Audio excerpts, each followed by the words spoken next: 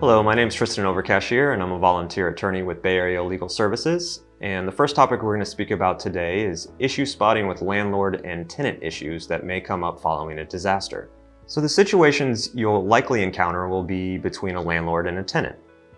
And typically we will be representing or helping a tenant either trying to find some more aid for some damaged personal property or deal with a contract issue regarding the lease on the property that they're renting.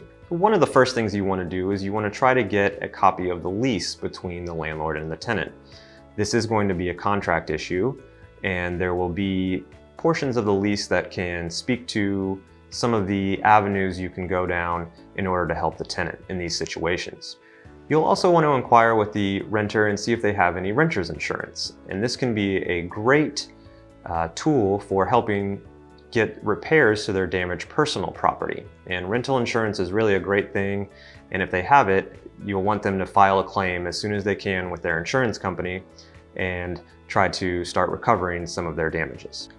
Now, you will encounter situations where the tenant is going to be living in a home that's been damaged. For instance, in Hurricane Irma, there were a lot of tenants whose properties they were renting, they were no longer habitable.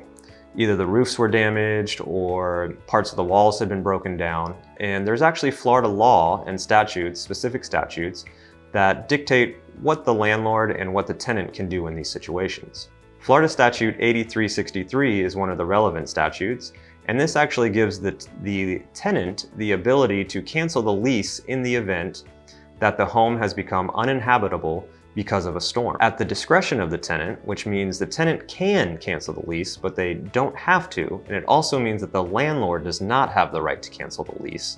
At this time, they can elect to cancel the lease, and they are also entitled to recover their security deposit.